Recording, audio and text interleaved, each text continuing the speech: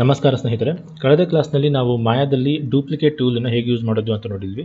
So ಈ ಕ್ಲಾಸ್ನಲ್ಲಿ Axis orientation ಅಂದರೆ ಏನು, ಮತ್ತು ವೈರ್ ಫ್ರೇಮ್ ಮೋಡ್ ಮತ್ತು ಶೇಡೆಡ್ ಮೋಡ್ ಅಂದರೆ ಏನು, ಇವುಗಳ ಬಗ್ಗೆ ನೋಡೋಣ. ಸೊ ನೀವು ನೋಡ್ತಾ ಇದ್ದೀರಾ Vikas 3D animation classes in Kannada.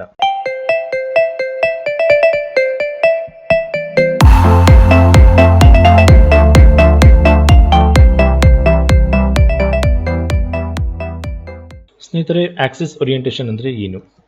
Axis orientation ಅಂದರೆ, ಈಗ ನಾವು ಲಾಸ್ಟ್ ಕ್ಲಾಸ್ಗಳಲ್ಲಿ ಆಲ್ರೆಡಿ ನೋಡಿದ್ವಿ, ಪ್ರತಿಯೊಂದು ಮಾಯಾ ಫೈಲ್ ಅಥವಾ ಪ್ರತಿ ಮಾಯಾ ಸೀನಲ್ಲೂ ಅದರದ್ದೇ ಆದ ಒಂದು 3 ಡೈಮೆನ್ಷನಲ್ ಕೋಆರ್ಡಿನೇಟ್ ಸಿಸ್ಟಮ್ ಇರುತ್ತೆ ಅಲ್ವಾ. ಸೊ ಈ ಸಿಸ್ಟಮ್ಗೆ ನಾವು ನೋಡ್ಬೋದು, ಇದು ಎಕ್ಸ್ ಆಕ್ಸಿಸ್ ಆಗಿರುತ್ತೆ, ಇದು ಝೆಡ್ ಆಕ್ಸಿಸ್ ಆಗಿರುತ್ತೆ, ಮತ್ತು ಪರ್ಪೆಂಡಿಕ್ಯುಲರ್ ಆಗಿ ವೈ ಆಕ್ಸಿಸ್ ಇರುತ್ತೆ ಅಲ್ವಾ. ಅದೇ ಥರ ಪ್ರತಿಯೊಂದು ಆಬ್ಜೆಕ್ಟಿಗೂ ಕೂಡ ಅದರದ್ದೇ ಆದಂತಹ ಒಂದು ಲೋಕಲ್ 3D ಕೋಆರ್ಡಿನೇಟ್ ಸಿಸ್ಟಮ್ ಇರುತ್ತೆ. ಓಕೆ, ಸೊ ಸೀನ್ಗೆ ಒಂದು ಕೋಆರ್ಡಿನೇಟ್ ಸಿಸ್ಟಮ್ ಇರುತ್ತೆ, ಹಾಗೆ ಪ್ರತಿ ಆಬ್ಜೆಕ್ಟ್ಗೂ ಕೂಡ ಅದರದ್ದೇ ಆದ ಲೋಕಲ್ ಕೋಆರ್ಡಿನೇಟ್ ಸಿಸ್ಟಮ್ ಇರುತ್ತೆ. ಸೊ ನಮ್ಮ ಈ ಮೂವ್ ಟೂಲ್ ಏನಿದೆ ಅಥವಾ ಮೂವ್ ಗಿಸ್ಮೋ ಏನಿದೆ, ಅದು ಸೀನಿನ 3D ಕೋಆರ್ಡಿನೇಟ್ ಸಿಸ್ಟಮ್ ಪ್ರಕಾರ ಇರಬೇಕಾ ಅಥವಾ ಆಬ್ಜೆಕ್ಟಿನ ಕೋಆರ್ಡಿನೇಟ್ ಸಿಸ್ಟಮ್ ಪ್ರಕಾರ ಇರಬೇಕಾ ಅಂತ ನಾವು ಸೆಟ್ ಮಾಡ್ಬೋದು. ಓಕೆ, ಅದನ್ನೇ ಆಕ್ಸಿಸ್ ಓರಿಯೆಂಟೇಷನ್ ಅಂತ ಹೇಳ್ತಾರೆ. ಸೊ ಡಿಫಾಲ್ಟ್ ಆಗಿ ಮೂವ್ ಟೂಲಿನ ಆಕ್ಸಿಸ್ ಓರಿಯೆಂಟೇಷನ್ ಯಾವಾಗಲೂ ಕೂಡ ವರ್ಡ್ ಕೋಆರ್ಡಿನೇಟ್ ಸಿಸ್ಟಮ್ಗೆ ಸೆಟ್ ಆಗಿರುತ್ತೆ. ಓಕೆ, ಸೊ ಅದನ್ನು ನಾವು ಚೇಂಜ್ ಮಾಡಬೇಕು ಅಂದರೆ ಈ ಮೂವ್ ಟೂಲಿನ ಟೂಲ್ ಸೆಟ್ಟಿಂಗ್ಸ್ ಏನಿದೆ ಇದ್ರ ಮೇಲೆ ಡಬಲ್ ಕ್ಲಿಕ್ ಮಾಡಿ. ಸೊ ಟೂಲ್ ಸೆಟ್ಟಿಂಗ್ಸ್ ಓಪನ್ ಆಗುತ್ತೆ. ಮೂವ್ ಟೂಲಿನ ಟೂಲ್ ಸೆಟ್ಟಿಂಗ್ಸ್ ಇದ್ದು ಇದರಲ್ಲಿ ಈ ಮೂವ್ ಸೆಟ್ಟಿಂಗ್ಸ್ ಫಸ್ಟ್ ಮೆನುದಲ್ಲಿ ಫಸ್ಟ್ ಆಪ್ಷನಲ್ಲಿ ಆಕ್ಸಿಸ್ ಓರಿಯೆಂಟೇಷನ್ ಅಂತ ಇದೆ. ಸೊ ಇಲ್ಲಿ ನೀವು ನೋಡ್ಬೋದು ವರ್ಡ್ ಅಂತ ಇದೆ. ಈ ಡೌನ್ ಆರೋ ಮೇಲೆ ಕ್ಲಿಕ್ ಮಾಡಿದರೆ ನಿಮಗೆ ಮತ್ತೆ ಬೇರೆ ಬೇರೆ ಆಕ್ಸಿಸ್ ಓರಿಯೆಂಟೇಷನ್ ಆಪ್ಷನ್ಗಳು ಇದೆ. ಓಕೆ, ಈಗ ನಾವು ಸದ್ಯಕ್ಕೆ ಫಸ್ಟ್ ವರ್ಡ್ ಮತ್ತು ಆಬ್ಜೆಕ್ಟ್ ಇವೆರಡನ್ನು ನೋಡೋಣ. ಮೊದಲನೇದಾಗಿ ಇದು ವರ್ಡ್ ಅಂತ ಇರೋದ್ರಿಂದ, ಸೊ ನಾನು ಒಂದು ವೇಳೆ ಆಬ್ಜೆಕ್ಟನ್ನು ರೊಟೇಟ್ ಮಾಡಿದರೆ, ಮೂವ್ ಟೂಲಿಗೆ ಬನ್ನಿ. ಸೊ ಈಗಲೂ ಕೂಡ ಈ ಮೂವ್ ಟೂಲಿನ XYZ ಆಕ್ಸಿಸ್ಸಿನ ಓರಿಯೆಂಟೇಷನ್ ಏನಿದೆ ಅದು ಇದ್ರ ಪ್ರಕಾರನೇ ಇದೆ. ಓಕೆ, ಸೀನಿನ ಕೋಆರ್ಡಿನೇಟ್ ಸಿಸ್ಟಮ್ ಹೇಗಿದೆ ಹಾಗೇನೇ ಇದೆ.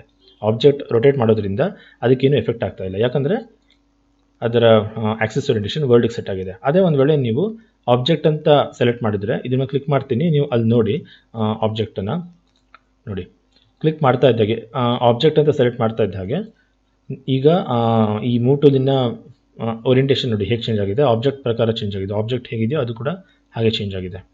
ಸೊ ಇಲ್ಲಿ ವರ್ಡ್ ಅಂತ ಇದ್ದಾಗ 3D ಕೋಆರ್ಡಿನೇಟ್ ಸಿಸ್ಟಮ್ ಪ್ರಕಾರ ಇರುತ್ತೆ ಇದು. ಇಲ್ಲಿ ಆಬ್ಜೆಕ್ಟ್ ಅಂತ ಬಂದಾಗ ಈ ಆಬ್ಜೆಕ್ಟಿನ ಲೋಕಲ್ ಕೋಆರ್ಡಿನೇಟ್ ಸಿಸ್ಟಮ್ ಪ್ರಕಾರ ಇದು ಇರುತ್ತೆ. ಓಕೆ, ಮತ್ತು ಈ ಆಕ್ಸಿಸ್ ಓರಿಯೆಂಟೇಷನ್ ಕೇವಲ ಮೂವ್ ಟೂಲ್ಗೆ ಅಷ್ಟೇ ಅಲ್ಲ, ಇವನ್ ರೊಟೇಷನ್ ಟೂಲ್ ಮತ್ತು ಸ್ಕೇಲ್ ಟೂಲ್ಗೂ ಕೂಡ ಇರುತ್ತೆ. ಸೊ ನೀವು ರೊಟೇಷನ್ ಟೂಲ್ ಸೆಲೆಕ್ಟ್ ಮಾಡಿ. ಸೊ ರೊಟೇಷನ್ ಟೂಲಿನ ಟೂಲ್ ಸೆಟ್ಟಿಂಗ್ಸ್ ಬರುತ್ತೆ. ಸೊ ಅದಕ್ಕೂ ಕೂಡ ಆಕ್ಸಿಸ್ ಓರಿಯೆಂಟೇಷನ್ ಇರುತ್ತೆ. ಅಲ್ಲಿ ಈಗ ಆಬ್ಜೆಕ್ಟ್ ಅಂತ ಸೆಟ್ ಆಗಿದೆ. ಆಬ್ಜೆಕ್ಟ್ ಅಂತ ಇರೋದ್ರಿಂದನೇ ನಾನು ಆಬ್ಜೆಕ್ಟನ್ನು ರೊಟೇಟ್ ಮಾಡಿದ್ರೆ ನೋಡಿ ಅದರ ರೊಟೇಷನ್ ಟೂಲ್ ಕೂಡ ಅದೇ ಥರ ಚೇಂಜ್ ಆಗ್ತಾ ಇದೆ. ಇಲ್ಲಿ ಒಂದು ವೇಳೆ ವರ್ಡ್ ಅಂತ ಇದ್ದರೆ ಆಗ ನಾನು ಆಬ್ಜೆಕ್ಟನ್ನು ರೊಟೇಟ್ ಮಾಡೋದ್ರಿಂದ ಈ ರೊಟೇಷನ್ ಟೂಲಿನ ಓರಿಯೆಂಟೇಷನ್ನಲ್ಲಿ ಏನೂ ವ್ಯತ್ಯಾಸ ಆಗೋಲ್ಲ ನೋಡಿ. ಅದೇ ನಾನು ಇಲ್ಲಿ ಆಬ್ಜೆಕ್ಟನ್ನು ಸೆಟ್ ಮಾಡಿದರೆ ಆಬ್ಜೆಕ್ಟ್ ಹೇಗೆ ರೊಟೇಟ್ ಆಗುತ್ತೆ ಅದೇ ಥರ ಟೂಲ್ ಕೂಡ ರೊಟೇಟ್ ಆಗ್ತಾ ಇದೆ, ರೈಟ್. ಇವನ್ ಸ್ಕೇಲ್ ಟೂಲ್ ಕೂಡ ಅಷ್ಟೇ. ಸ್ಕೇಲ್ ಟೂಲಲ್ಲೂ ಕೂಡ ಆಕ್ಸಿಸ್ ಓರಿಯೆಂಟೇಷನ್ ಆಬ್ಜೆಕ್ಟ್ ಅಥವಾ ವರ್ಡ್, ಇವಾಗ ವರ್ಡ್ ಅಂತ ಇದ್ದರೆ ನೋಡಿ, ಸೊ ಇದು ಇವಾಗ ಸೀನಿನ 3D ಕೋಆರ್ಡಿನೇಟ್ ಸಿಸ್ಟಮ್ ಪ್ರಕಾರ ಇದೆ. ಸೊ ಹಾಗಾಗಿ ನಾನು ಈ ಆಬ್ಜೆಕ್ಟನ್ನು ಸ್ಕೇಲ್ ಮಾಡಬೇಕು ಅಂದರೆ ಕರೆಕ್ಟಾಗಿ ಈ ಡೈರೆಕ್ಷನಲ್ಲಿ ಸ್ಕೇಲ್ ಮಾಡಬೇಕು ಅಂದರೆ ಆಗಲ್ಲ, ಯಾಕಂದರೆ ಈ ಆಬ್ಜೆಕ್ಟ್ ಹೀಗಿದೆ. ನಾನು ಇನ್ನೂ ಸ್ವಲ್ಪ ಜಾಸ್ತಿ ರೊಟೇಟ್ ಮಾಡ್ತೀನಿ ನೋಡಿ. ಈಗ ನಾನು ಸ್ಕೇಲ್ ಟೂಲಿಗೆ ಬಂದರೆ ನಾನು ಈ ಬಾಕ್ಸನ್ನು ಈಗ ಈ ಥರ ಸ್ಕೇಲ್ ಮಾಡಬೇಕು ಅಂದರೆ ಆಗೋದಿಲ್ಲ. ನಾನು ನೋಡಿ ಆಗ ಈ ಥರ ಸ್ಕೇಲ್ ಆಗುತ್ತೆ, ಸರಿ ಹೋಗೋದಿಲ್ಲ. ಅದೇ ನಾನು ಇದರ ಆಕ್ಸಿಸ್ ಓರಿಯೆಂಟೇಷನ್ನ ಆಬ್ಜೆಕ್ಟಿಗೆ ಸೆಟ್ ಮಾಡಿದರೆ ಆಗ ನಾನು ಈ ಥರ ಸ್ಟ್ರೈಟಾಗಿ ಸ್ಕೇಲ್ ಮಾಡ್ಬೋದು, ರೈಟ್. ಸೊ ನಾನಿಲ್ಲಿ ಒಂದು ಇದನ್ನು ಡಿಲೀಟ್ ಮಾಡಿ, ಇಲ್ಲೊಂದು ಸೀನಿನ ಸಣ್ಣ ಸೀನ್ ಇದೆ ನೋಡಿ. ಸೊ ಈ ಬಾಕ್ಸನ್ನು ನಾನು ಈ ರೋಡಲ್ಲಿ ಮೂವ್ ಮಾಡಬೇಕು ಅಂದರೆ ವರ್ಲ್ಡ್ ಕೋಆರ್ಡಿನೇಟ್ ಸಿಸ್ಟಮ್ ಪ್ರಕಾರ ಇದ್ದರೆ ಪರವಾಗಿಲ್ಲ, ಆರಾಮಾಗಿ ಮೂವ್ ಮಾಡ್ಬೋದು. ಅದೇ ನಾನು ಈ ಬಾಕ್ಸನ್ನು ಈ ರೋಡ್ನಲ್ಲಿ ಮೂವ್ ಮಾಡಬೇಕು ಅಂದರೆ ಒಂದು ವೇಳೆ ವರ್ಲ್ಡ್ ಕೋಆರ್ಡಿನೇಟ್ ಸಿಸ್ಟಮ್ನಲ್ಲಿ ಇದ್ದರೆ ಆಗೋದಿಲ್ಲ. ನಾನಿಲ್ಲಿ ವರ್ಡ್ ಅಂತ ಇಟ್ಟರೆ ಆಗ ನಾನು ಈ ರೋಡಲ್ಲಿ ಮೂವ್ ಮಾಡೋದಕ್ಕಾಗೋದಿಲ್ಲ. ಸೊ ಇದನ್ನು ಯೂಸ್ ಮಾಡಬೇಕಾಗತ್ತೆ, ಬಟ್ ಅದು ಕರೆಕ್ಟಾಗಿ ಸ್ಟ್ರೈಟಾಗಿ ಹೋಗ್ತಾ ಇದೆ ಅಂತ ನನಗೆ ಗ್ಯಾರಂಟಿ ಇರೋದಿಲ್ಲ. ಅದೇ ನಾನು ಇದನ್ನು ಆಬ್ಜೆಕ್ಟಿಗೆ ಸೆಟ್ ಮಾಡಿದರೆ ಆಗ ಆರಾಮಾಗಿ ಈ ರೋಡ್ನಲ್ಲಿ ನಾನು ಇದನ್ನು ಮೂವ್ ಮಾಡ್ಬೋದು, ರೈಟ್. ಸೊ ಯಾವುದೇ ಡೈರೆಕ್ಷನಲ್ಲಾದರೂ ಕೂಡ, ಇವಾಗ ಇದು ಅಷ್ಟೇ. ಸೊ ಈಗ ಈ ಥರ ಈ ರೋಡಲ್ಲಿ ಮೂವ್ ಮಾಡಬೇಕು. ಸೊ ನಾನು ಆರಾಮಾಗಿ ಆ ಡೈರೆಕ್ಷನಲ್ಲಿ ಆಬ್ಜೆಕ್ಟನ್ನು ಮೂವ್ ಮಾಡ್ಬೋದು. ಸೊ ಇವನ್ ರೊಟೇಷನ್ನಲ್ಲೂ ಕೂಡ ಇಲ್ಲೊಂದು ಗೇರ್ ಆಬ್ಜೆಕ್ಟ್ ಇದೆ. ಸೊ ಒಂದು ವೇಳೆ ಈ ಗೇರ್ ಆಬ್ಜೆಕ್ಟ್ ಸ್ವಲ್ಪ ಈ ಥರ ರೊಟೇಟ್ ಆಗಿತ್ತು. ಓಕೆ, ಸೊ ನಾ ಇದನ್ನು ಈ ಥರ ರೊಟೇಟ್ ಮಾಡಬೇಕಾಗಿತ್ತು. ಇವಾಗ ಇದು ಹೇಗಿದೆಯೋ ಅದೇ ಥರ ಗೇರ್ ರೊಟೇಟ್ ಆಗಬೇಕು. ಆವಾಗ ನಮಗೆ ರೊಟೇಷನ್ ಟು ದಿನ್ ಆಕ್ಸಿಸ್ ಓರಿಯೆಂಟೇಷನ್ ಆಬ್ಜೆಕ್ಟಲ್ಲೇ ಇರಬೇಕಾಗತ್ತೆ. ಅದೇ ನೀವು ಅದನ್ನು ವರ್ಡ್ ಸೆಟ್ ಮಾಡಿದರೆ ನಿಮಗೆ ಗೇರನ್ನು ರೊಟೇಟ್ ಮಾಡೋಕ್ಕಾಗೋದಿಲ್ಲ. ನೋಡಿ, ಈ ಥರ ರೊಟೇಟ್ ಆಗುತ್ತೆ. ನಮಗೆ ಇದು ಬೇಡ. ಸೊ ಆವಾಗ ಇದು ಆಬ್ಜೆಕ್ಟಲ್ಲಿದ್ದರೆ ಮಾತ್ರ ನೀವು ಇದನ್ನು ಆರಾಮಾಗಿ ರೊಟೇಟ್ ಮಾಡ್ಬೋದು, ರೈಟ್. ಇನ್ನು ಸ್ನೇಹಿತರೆ, ಈ ಆಕ್ಸಿಸ್ ಓರಿಯೆಂಟೇಷನನ್ನು ನೀವು ಇಲ್ಲಿ ಟೂಲ್ ಸೆಟ್ಟಿಂಗ್ಸ್ನಿಂದ ತೊಗೊಳ್ಳೋ ಬದಲು ಮಾರ್ಕಿಂಗ್ ಮೆನುದಿಂದ ತೊಗೋಬೋದು. ಶಾರ್ಟ್ಕಟ್ ಮಾರ್ಕಿಂಗ್ ಮೆನು ಶಾರ್ಟ್ಕಟ್ ಇದೆ ಇದಕ್ಕೆ. ಮಾರ್ಕಿಂಗ್ ಮೆನು ಅಂದರೆ ಏನು ಅಂತ ನಾವು ಲಾಸ್ಟ್ ಕ್ಲಾಸಲ್ಲಿ ನೋಡಿದ್ವಿ ಅಲ್ವಾ. ಸೊ ಶಾರ್ಟ್ಕಟ್ ಬಂದುಬಿಟ್ಟು ಡಬ್ಲ್ಯೂ ಪ್ರೆಸ್ ಮಾಡಿ ಲೆಫ್ಟ್ ಕ್ಲಿಕ್ ಪ್ರೆಸ್ ಮಾಡಿ. ಓಕೆ, ಸೊ ಡಬ್ಲ್ಯೂ ಪ್ರೆಸ್ ಮಾಡಿ ಲೆಫ್ಟ್ ಕ್ಲಿಕ್ ಪ್ರೆಸ್ ಮಾಡಿದರೆ, ಮೌಸ್ ಲೆಫ್ಟ್ ಕ್ಲಿಕ್ ಪ್ರೆಸ್ ಮಾಡಿದರೆ ನಿಮಗೆ ಮೂವ್ ಟೂಲಿನ ಆಕ್ಸಿಸ್ ಓರಿಯೆಂಟೇಷನ್ ಆಪ್ಷನ್ ಸಿಗುತ್ತೆ. ಆಬ್ಜೆಕ್ಟ್, ವರ್ಡ್ ಮತ್ತು ಇವನ್ ಬೇರೆ ಆಪ್ಷನ್ಸ್ಗಳು ಕೂಡ ಇಲ್ಲಿದೆ. ಓಕೆ, ಇವಾಗ ಆಬ್ಜೆಕ್ಟ್ ಅಂತ ಇದೆ. ಸೊ ನಾನು ವರ್ಡ್ಗೆ ಸೆಟ್ ಮಾಡ್ಕೋಬೋದು. ಡಬ್ಲ್ಯೂ ಲೆಫ್ಟ್ ಕ್ಲಿಕ್ ಪ್ರೆಸ್ ಮಾಡಿ, ಬಿಡಬಾರ್ದು ಎರಡು ಕೂಡ. ಸೊ ಆಬ್ಜೆಕ್ಟನ್ನು ಸೆಲೆಕ್ಟ್ ಮಾಡಿ ಅಥವಾ ವರ್ಡನ್ನು ಸೆಲೆಕ್ಟ್ ಮಾಡಿ. ನೀವು ಅದನ್ನು ಇಲ್ಲಿ ನೋಡ್ಬೋದು. ಇವಾಗ ಈ ಆಬ್ಜೆಕ್ಟ್ ಸೆಲೆಕ್ಟ್ ಮಾಡಿ. ಈಗ ನೀವು ನೋಡ್ಬೋದು ಯಾವುದರಲ್ಲಿದೆ, ವರ್ಡಲ್ಲಿದೆ ಅಲ್ವಾ. ಸೊ ಹಾಗಾಗಿ ಇದು ಈ ಥರ ಇದೆ. ಸೊ ಡಬ್ಲ್ಯೂ ಪ್ರೆಸ್ ಮಾಡಿ ಲೆಫ್ಟ್ ಕ್ಲಿಕ್ ಮಾಡಿ ಆಬ್ಜೆಕ್ಟ್ ಅಂತ ಸೆಲೆಕ್ಟ್ ಮಾಡಿ, ಅಥವಾ W left click word. So ನಿಮ್ಗೆ ಯಾವ್ದು ಬೇಕೋ ಅದನ್ನು ಈಸಿಯಾಗಿ ಇಲ್ಲಿಂದನೇ ಸೆಟ್ ಮಾಡ್ಕೋಬೋದು. ನೀವು ಪ್ರೆಸ್ ಮಾಡಿ ಈ ಆಬ್ಜೆಕ್ಟ್ ಸೆಲೆಕ್ಟ್ ಮಾಡಿ, ಪ್ರೆಸ್ ಮಾಡಿ ಲೆಫ್ಟ್ ಕ್ಲಿಕ್ ಪ್ರೆಸ್ ಮಾಡಿದರೆ ಇದು ಬಂದುಬಿಟ್ಟು ಇದು ರೊಟೇಷನ್ ಟೂಲಿನ ಆಕ್ಸಿಸ್ ಓರಿಯೆಂಟೇಷನ್ ಆಗಿರುತ್ತೆ. ಓಕೆ, ಆಬ್ಜೆಕ್ಟ್ ನೋಡಿ, ಇವಾಗ ಇದು ಆಬ್ಜೆಕ್ಟಲ್ಲಿದೆ. ಸೊ ಅದು ಪ್ರೆಸ್ ಮಾಡಿ ವರ್ಡ್ ಅಂತ ಸೆಟ್ ಮಾಡಿದರೆ ಇವಾಗ ಇದು ವರ್ಡ್ ಇದರಲ್ಲಿದೆ. ಅದೇ ಥರ ಆರ್ ಪ್ರೆಸ್ ಮಾಡಿ ಲೆಫ್ಟ್ ಕ್ಲಿಕ್ ಪ್ರೆಸ್ ಮಾಡಿದರೆ ಇವಾಗ ಕಾಣಿಸ್ತಾ ಇರುವಂಥ ಈ ಆಪ್ಷನ್ಸ್ ಸ್ಕೇಲ್ ಟೂಲಿನ ಆಕ್ಸಿಸ್ ಓರಿಯೆಂಟೇಷನ್ ಆಗಿರುತ್ತೆ. ಓಕೆ, ಸೊ ಇದನ್ನು ನಾನು ಈ ಥರ ಸ್ಕೇಲ್ ಮಾಡಬೇಕು ಅಂದರೆ ಆಬ್ಜೆಕ್ಟಲ್ಲಿದೆ, ಫೈನ್. ಸೊ ಅದನ್ನು ನೀವು ಪ್ರೆಸ್ ಮಾಡಿ ವರ್ಡ್ಗೆ ಸೆಟ್ ಮಾಡಿದರೆ ಈ ಥರ ಬರುತ್ತೆ. Okay, so WER plus left click use ಮಾಡಿ ನೀವು ಆಕ್ಸಿಸ್ ಓರಿಯೆಂಟೇಷನನ್ನು ಆಕ್ಸೆಸ್ ಮಾಡ್ಕೋಬೋದು. ಸೊ ಸ್ನೇಹಿತರೆ, ಈ ಮಾರ್ಕಿಂಗ್ ಮೆನುದಲ್ಲಿ ಒಂದೊಂದು ಸಲ ಏನಾಗುತ್ತೆ, ಇಲ್ಲಿ ನೋಡಿ ಸೆಲೆಕ್ಟ್ ಅಂತ ಇದೆ. ಸೊ ಅಲ್ಲಿ ಹೋದರೆ ಅದರ ಒಳಗಡೆ ಮತ್ತೆ ಬೇರೆ ಸಬ್ ಆಪ್ಷನ್ಸ್ಗೆ ಹೋಗುತ್ತೆ. ಸೊ ನೀವು ವಾಪಸ್ ಬರಬೇಕು ಅಂದರೆ ಮತ್ತೆ ಇಲ್ಲಿ ಈ ಮೇನ್ ಬಟನ್, ಈ ಮಧ್ಯದಲ್ಲಿ ಒಂದು ಸಣ್ಣ ಸರ್ಕಲ್ ಇದ್ದರೆ ಇದ್ರ ಮೇಲೆ ಬಂದರೆ ಮತ್ತೆ ಮೇನ್ ಆಪ್ಷನ್ಸ್ಗೆ ವಾಪಸ್ ಬರುತ್ತೆ. ಓಕೆ, ಸೊ ಇನ್ನು ಲಾಸ್ಟ್ ಕ್ಲಾಸ್ನಲ್ಲಿ ಕಾಪಿ ಟೂಲ್ ಅಥವಾ ಡೂಪ್ಲಿಕೇಟ್ ಟೂಲ್ ನೋಡಿದ್ವಿ. ಸೊ ಅಲ್ಲಿ ನಾವು ಕಂಟ್ರೋಲ್ D ಶಾರ್ಟ್ಕಟ್ ಮೇಯ್ನ್ ಆಗಿ ಯೂಸ್ ಮಾಡಿ ಆಬ್ಜೆಕ್ಟನ್ನು ಕಾಪಿ ಮಾಡೋದನ್ನು ನೋಡಿದ್ವಿ ಅಲ್ವಾ. ಸೊ ಅದ್ರ ಜೊತೆಗೆ ಮಾಯಾದಲ್ಲಿ ಮತ್ತೊಂದು ಆಪ್ಷನ್ ಕೂಡ ಇದೆ. ಇದು actually 3ds Max option, 3ds Maxಲ್ಲಿ ಕೂಡ ಇದಿದೆ. ಇದು ಮಾಯಾದಲ್ಲಿ ಕೂಡ ವರ್ಕ್ ಆಗುತ್ತೆ. ಓಕೆ, ಹೇಗೆ, ಆಬ್ಜೆಕ್ಟ್ ಸೆಲೆಕ್ಟ್ ಮಾಡಿ ಶಿಫ್ಟ್ ಪ್ರೆಸ್ ಮಾಡಿ ಜಸ್ಟ್ ಆಬ್ಜೆಕ್ಟನ್ನು ಮೂವ್ ಮಾಡಿದರೆ ಆಬ್ಜೆಕ್ಟ್ ಕಾಪಿ ಆಗುತ್ತೆ, ರೈಟ್. ಸೊ ನಾವು ಏನು ಮಾಡ್ತಾ ಇದ್ವಿ, ಆಬ್ಜೆಕ್ಟ್ ಸೆಲೆಕ್ಟ್ ಮಾಡಿ ಕಂಟ್ರೋಲ್ D ಪ್ರೆಸ್ ಮಾಡಿ ಆಮೇಲೆ ಕಾಪಿ ಆಗಿರ್ತಾ ಇತ್ತು, ಮೂವ್ ಮಾಡ್ತಾ ಇದ್ವಿ. ಸೊ ಅದ್ರ ಬದಲು ನೀವು ಆಬ್ಜೆಕ್ಟ್ ಸೆಲೆಕ್ಟ್ ಮಾಡಿ ಶಿಫ್ಟ್ ಪ್ರೆಸ್ ಮಾಡಿ ಇಟ್ಕೊಂಡು, ಶಿಫ್ಟ್ ಬಿಡಬಾರ್ದು, ಶಿಫ್ಟ್ ಇಟ್ಕೊಂಡು ಅಲ್ಲಿ ನೋಡಿ ಕ್ಲೋನ್ ಅಂತ ಬರ್ತಾ ಇದೆ. ಸೊ ಜಸ್ಟ್ ಆಬ್ಜೆಕ್ಟ್ ಮೂವ್ ಮಾಡಿದ್ರೆ ಕಾಪಿ ಆಗಿರುತ್ತೆ. ಓಕೆ, ಈ ಥರ ಕೂಡ ನೀವು ಕಾಪಿ ಮಾಡ್ಬೋದು ಮಾಯಾದಲ್ಲಿ. ಇನ್ನು ಸ್ನೇಹಿತರೆ, ವೈರ್ ಫ್ರೇಮ್ ಮೋಡ್ ಮತ್ತು ಶೇಡೆಡ್ ಮೋಡ್ ಅಂದರೆ ಏನು?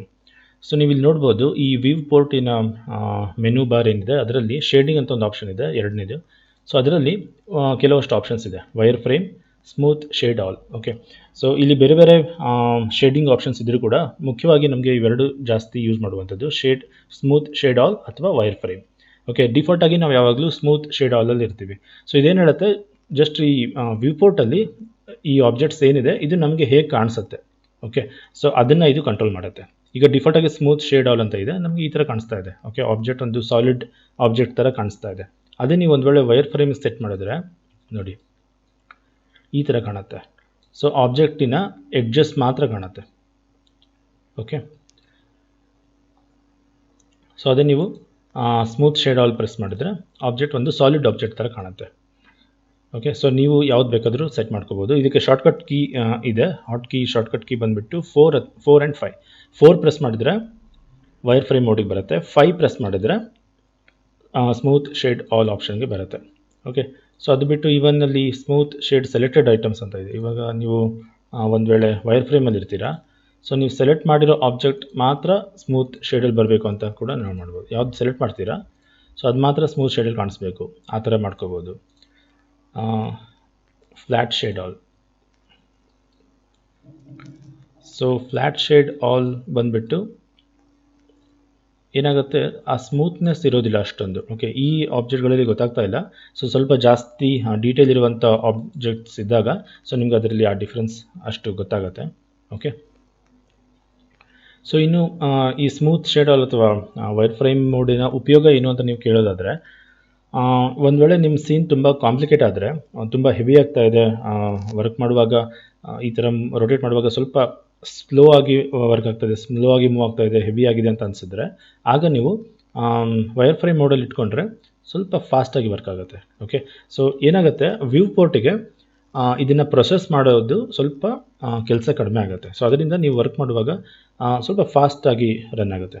ಓಕೆ, ಸೊ ನೀವು ಆ್ಯಕ್ಚುಲಿ ಈ ಥರ ರೊಟೇಟ್ ಮಾಡುವಾಗ ಆ್ಯಕ್ಚುಲಿ ಇದು ಕಂಪ್ಯೂಟರ್ ಮೇಲೆ ತುಂಬಾ ವರ್ಕ್ ಆಗ್ತಾಯಿದೆ. ನೀವು ಈ ಥರ ರೊಟೇಟ್ ಮಾಡ್ತಾ ಇದ್ದೀರಂದರೆ, ಇದು ಈ ಥರ ರೊಟೇಟ್ ಆಗ್ತಾ ಇದೆ ಅಂದರೆ ಆ್ಯಕ್ಚುಲಿ ಅದರ ಹಿಂದೆ ತುಂಬಾ ಮ್ಯಾಥಮೆಟಿಕಲ್ ಕ್ಯಾಲ್ಕುಲೇಷನ್ಸ್ ನಡೀತಾ ಇರುತ್ತೆ. ಸೊ ನೀವು 4ಅಲ್ಲಿಟ್ಟಾಗ ಆ ಕ್ಯಾಲ್ಕುಲೇಷನ್, ಆ ಬರ್ಡನ್ ಸ್ವಲ್ಪ ಕಂಪ್ಯೂಟರ್ ಮೇಲೆ ಕಡಿಮೆ ಬೀಳುತ್ತೆ ಅಂತ ಹೇಳ್ಬೋದು. ಇನ್ನು ಈ ಬೌಂಡಿಂಗ್ ಬಾಕ್ಸಲ್ಲಿಟ್ಟರೆ ಅದು ಇನ್ನೂ ಕಡಿಮೆ ಜಾಸ್ತಿ ಬೀಳುತ್ತೆ, ಇನ್ನೂ ಕಡಿಮೆ ಬೀಳುತ್ತೆ. ಓಕೆ, ಸೊ ವೈರ್ ಫ್ರೇಮ್ಗಿಂತ ಬೌಂಡಿಂಗ್ ಬಾಕ್ಸಲ್ಲಿಟ್ಟಾಗ ಅದು ಕಂಪ್ಯೂಟರ್ ಮೇಲೆ ಬರ್ಡನ್ ಇನ್ನೂ ಕಡಿಮೆ ಇರುತ್ತೆ. ಇಲ್ಲಿ ಆಬ್ಜೆಕ್ಟ್ ಕಾಣೋದೇ ಇಲ್ಲ, ಪ್ರತಿ ಆಬ್ಜೆಕ್ಟು ಕೂಡ ಜಸ್ಟ್ ಒಂದು ಬೌಂಡಿಂಗ್ ಬಾಕ್ಸ್ ಥರ, ಅಂದರೆ ಆ ಜಸ್ಟ್ ಆಬ್ಜೆಕ್ಟಿನ ಒಂದು ಏನಂತಾರೆ, ಅದರ ಜಸ್ಟ್ ಅದು ಕವರ್ ಆಗಿ ಕಾಣುತ್ತೆ. ಜಸ್ಟ್ ಅದೊಂದು ಸಿಂಪಲ್ ಬಾಕ್ಸ್ ಥರ, ಏನೇ ಆಬ್ಜೆಕ್ಟ್ ಇದ್ರೂ ಕೂಡ ಅದೊಂದು ಸಿಂಪಲ್ ಬಾಕ್ಸ್ ಥರನೇ ಕಾಣುತ್ತೆ. ಓಕೆ ಸ್ನೇಹಿತರೆ, ಇಲ್ಲಿಗೆ ಈ ಕ್ಲಾಸ್ನ ನಾನು ಕಂಪ್ಲೀಟ್ ಮಾಡ್ತಾ ಇದ್ದೀನಿ. ಮುಂದಿನ ಕ್ಲಾಸ್ನಲ್ಲಿ ನಾವು ಒಂದು ಸಣ್ಣ 3D ಸೀನ್, ಒಂದು ಬೇಸಿಕ್ ಆದ 3D ಸೀನನ್ನು ಕ್ರಿಯೇಟ್ ಮಾಡೋದನ್ನು ಹೇಗೆ ಅಂತ ನೋಡೋಣ. ಓಕೆ, ಸೊ ನಾವು ಇನ್ನು ಆ್ಯಕ್ಚುಲಿ ಮಾಡಲಿಂಗ್ ಸ್ಟಾರ್ಟ್ ಮಾಡೇ ಇಲ್ಲ, ಬಟ್ ಆದರೂ ಕೂಡ ಇದುವಾಗ ಕಲ್ತಿರುವಂಥ ಬೇಸಿಕ್ ಟೂಲ್ಸ್ನ ಯೂಸ್ ಮಾಡಿ ಒಂದು ಸಿಂಪಲ್ ಸೀನನ್ನು ಕ್ರಿಯೇಟ್ ಮಾಡೋಣ. ಓಕೆ, ಸೊ ನೀವು ಕೂಡ ಮುಂಚೆನೇ ಕ್ರಿಯೇಟ್ ಮಾಡೋದಕ್ಕೆ ಟ್ರೈ ಮಾಡಿ. ಓಕೆ ಸ್ನೇಹಿತರೆ, ಮುಂದಿನ ಕ್ಲಾಸ್ನಲ್ಲಿ ಮತ್ತೆ ಭೇಟಿಯಾಗೋಣ. ನಮಸ್ಕಾರ.